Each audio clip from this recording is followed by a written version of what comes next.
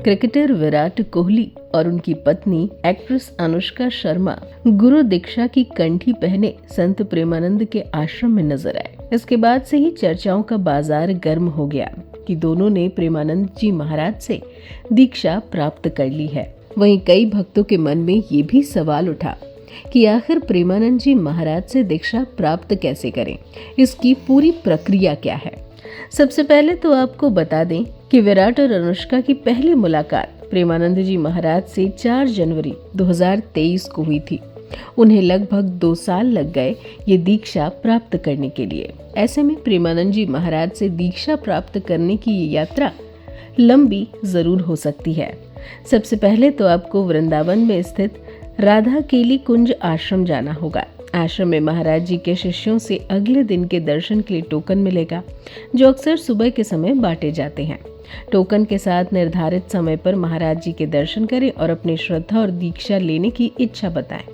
दीक्षा से पहले आपको कम से कम 3 महीने तक आश्रम में रहकर महाराज जी के प्रवचन सुनने होंगे। वाणी पाठ करने, नाम जप और सेवा करने की सलाह दी जाती है। अगर आप आश्रम में नहीं भी रह पाते तो आप जहाँ भी रह रहे हैं आपको इन नियमों का पालन करना होगा। किसी से प्रभावित होकर नहीं, बल्कि पहले भगवान से प्रार्थना करें कि वो आपको सद्गुरु प्रदान करें और उन्हें गुरु स्वरूप में आप स्वीकार करें। गुरु के प्रति सच्ची लगन और गुरु की भूख पैदा होनी चाहिए ताकि आप उनकी शिक्षाओं को ग्रहण कर सकें। महाराज जी शरणागति लेने वालों को 11 माला जप, आचार्य ग्रंथ पाठ, वक्ष भोजन का त्याग और कुसंग का त्याग करने जैसे नियम बताते हैं। दीक्षा का कोई निश्चित समय नहीं होता, यह आपकी श्रद्धा और साधना पर निर्भर करता है।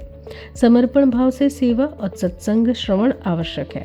संक्षेप में समझे तो दीक्षा एक व्यक्तिगत और आध्यात्मिक यात्रा है, जिसमें स्वयं की तैयारी, समर्पण और महाराज जी के बताए नियमों का पालन करना जरूरी है ताकि आप उनके मार्गदर्शन के योग्य बन सके।